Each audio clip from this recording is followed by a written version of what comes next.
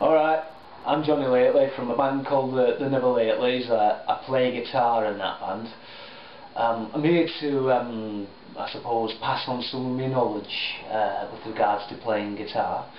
I believe that's what the internet is about, I suppose. It's sort of sharing stuff and, you know, making people aware of stuff that they didn't previously know. The guitar's not an easy instrument to play. It's not for amateurs. So luckily you've got an expert here. I'll be going through a couple of things with you. I do have a lot of experience in playing guitar, obviously, in my bands. I've also taught a lot of other people. Andrew Ridgeley from Wham, from pop group Wham. That were one of the ones I taught. He was a good lad, Andrew Ridgeley. Quick learner. I liked him a lot. And so, I mean, under my expert tutelage, you two could be the next Andrew Ridgeley from Wham. I also taught Slash. He was one that I taught. Of course, he wasn't called Slash at the time. He was called Saul Ludson. He was from Stoke-on-Trent in England.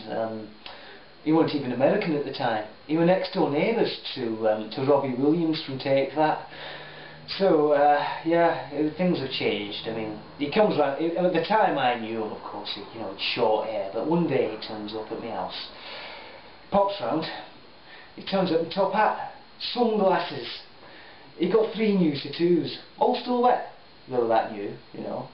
Skulls and crossbones and the likes, you know, that kind of, you know, chains and chainsaws. And yeah, he's a leather cowboy boots, you know, which were all the rage back then, you know. Probably in some places still are. He bumped into some American bloke by the name of Billy Bailey. Now, Billy Bailey were, you know, like I say, were American, and he had a band going called Guns N' Roses.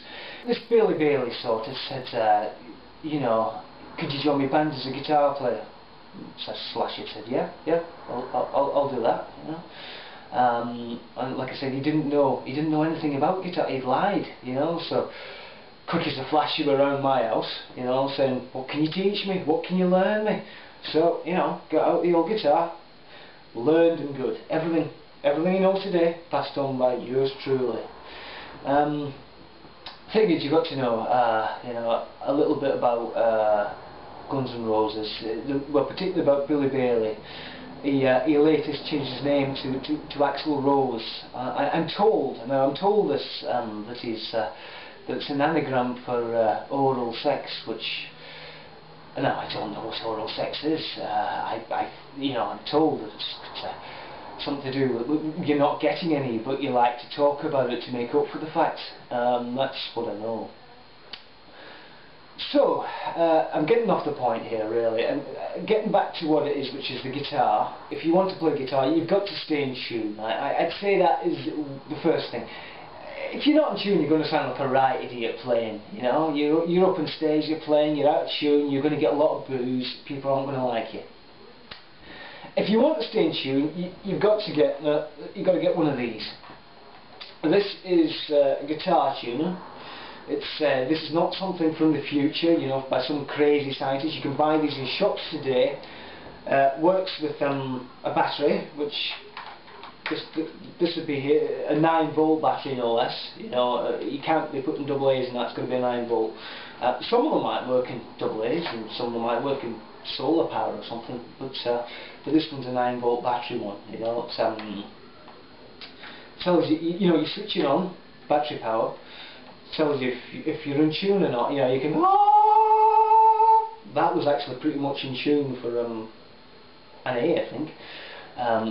The great thing is this: it's so advanced that it knows which, you know, the note you're playing. It'll tell you what note and whether it's in tune. You want one of these. It's a great thing. Designed by NASA, the people that go into space. They designed it so it can work upside down. What's this? Works upside down. It also works in a vacuum, which is what it's designed for. You can buy it. You know, you can buy that today from NASA.com. I'm going to switch it off because I don't want to wear the battery out because they're not cheap these days, recession and all that, you know. So we'll start with this here is your modern electric guitar. It's got everything you need. A tremolo arm when you want to do a bit of tremoloing. You've also got your buttons and I suppose a strap for, you know, putting it around the old neck, you know, keeping it on so it doesn't just fall down to stage when you're playing away. It's a fantastic piece of equipment. This you can. The great thing about this is, you know, sometimes you have that dilemma where you think, will I play my PlayStation or will I play my guitar? But with this you can do both. You plug it in, and you plug it into your PlayStation or your Xbox, and you can be playing both. And you know, it's a great way to be a musician and also you know, a video gamer. And it's, I like it a lot. You know, I like the design of it. So it's a great piece of equipment. So we're putting that one back though, because the trouble is, a lot of the old fuddy-duddies, the purists, are saying that if you want to play guitar proper, you've got to play one of these things. That's now this here is like something you'd find in your granddad's attic. And this here is an acoustic guitar. They call it. It's a dusty old block of wood, really. But you know, I've got to really go through some of this with you, because this is what they're all saying you've got to play.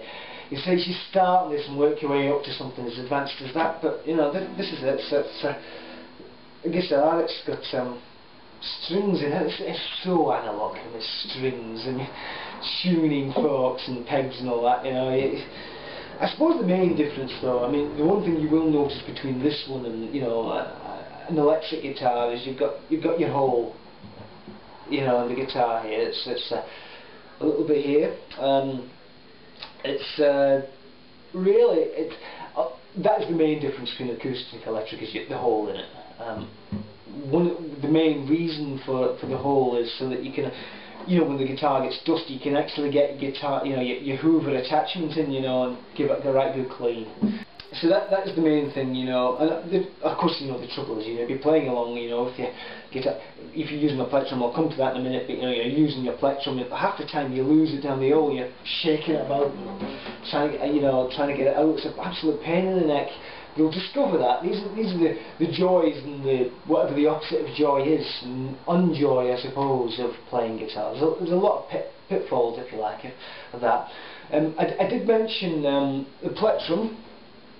This here is a plectrum. It's made of plastic. It's a great way when, you know, you're strumming away. You don't want to wear your fingers off, because you know, if you're doing a right proper fast-paced song, you know, you could really do yourself an injury with your fingers. So a good plectrum is what you need. A couple of, you don't have to use this. These are ones you buy off, you know, out of shop. But there's been a lot of people who, you know, a lot of famous people who have played. Like Brian May from Queen, he used to use an old coin, which I think he used a threepenny bit. Which is an old English coin. You know, you don't have to use that. It's quite hard to get threepenny bits. We don't make them anymore, you know. I better go through a bit of chord theory. So, you know, actually using a plectrum, you can hear that. Using the plectrum, it's nice. You can hear the difference. So if you go like that, it's no good at all, really. I'm going to start with a bit of chord theory. If you want to know about guitar, you've got to know a bit of chord theory, and I think we'll start with this. Okay, the first, you know, thing I'd say is this. Chords all have letters of the alphabet, so if you don't know your alphabet, it's probably best that you do start learning that now. You know, you've got to know your A, your B, your C, your D, your E, your F, your G.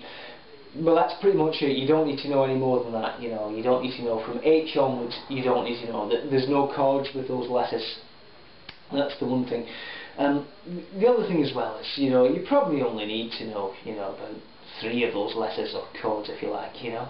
I mean, you're not playing with like the Chinese National Orchestra. You're playing a pop song, you know. You don't need to know all that fluff and stuff, you know. So we're going to start with 3 chords: A, D, and E. If we start with your A chord, okay, it's on the 2nd fret, on the 2nd, the 3rd, and the 4th string. No, yeah, the 2nd, 3rd, and 4th. That's right, yeah. And that's your A chord. It looks like if you were to draw a line on, well, you know, on your fingers, it would look. That's the shape it would look like, you know. And so you play really just a line, really, on the 2nd fret, you know. And it's not too bad, actually. that one, it's nice, but you know, you want the song to take you to some magical place. You're going to need something else, and that really is your second chord, which in this case, because it's what we're concentrating on, is a D. A D chord, if you were to join the dots, it would look like a D shape. It's like that, like a D, and it's on the second and third fret. On the you're going in the first, the second, and the third string, just like that. It's a lovely chord, D. I think if I had to choose just one chord, if I were on a desert island and I could only take one chord with me or something, you know, like all the other chords have been banished or made illegal or something, I would probably choose that one. You could strum that one all night, but in the context of, you know, an advanced pop song, you know, which has got changes and to keep people's interest, you're going to need more than just a D. You're going to start with the C, which you've gone through like a line. Let's see, you play it there, lovely, and then you get your D. You move into that. Now, you can be playing those two chords, but you know what's really going to knock the audience for six, what's really going to win the hearts, that's going to really have the girls screaming or knocking on your backstage door after your gig is your third chord, which is of course, in this case, the E. The E doesn't look like, you know, you couldn't join the dots in the shape of it, which would look like that, but it's on the first and the second fret. These are frets, by the way. Frets, the lines with the silver thing here, you know, they'll be frets on the neck of the guitar. They subdivide the neck, if you like. That's what a fret does. It's a subdivider, if you want, you know. But you got the first and the second frets, and you're on the third, the fourth, and the fifth string of the guitar, and that's the shape. One there, and one there, and you go on like that. Oh, you can hear them screaming already. I mean, that's lovely. They weren't expecting that. It's what took them by surprise. What made that song special is that third chord, because they'd heard up to that point. They'd heard some fantastic chords from you, your A, your D, and suddenly you produce totally unexpected. You brought this one out of the closet, if you like. You've reintroduced it to the world. You know, you've given it life. You've given the song life. You've given lots of things life, but it's that third chord that's the money chord, if you like. That's what, you know, will knock them deaf. Once you've played your A, your D, and your E, you can just stick an E if you like. But really, if you want to sort of, you know, make the song flow a little bit better, you're going to have to, you know, move back to the A eventually, I'd say. So, and then you go to your A, which is again, it's unexpected, and then back to your A. So what I would recommend doing, and it's part of this tutorial, is to get you to learn something, is to practice those three chords, and you'll be surprised, you know how your skills will increase. So I hope you've learned something today. This is really all I've got to, you know, to say today. Or this evening, if you're watching this at night, you know, it depends. I mean, I'm not just prejudiced against one part of the day. You know, it could be morning, night, or evening. I'm not particularly bothered, but this really, I hope you've enjoyed watching, and thanks very much.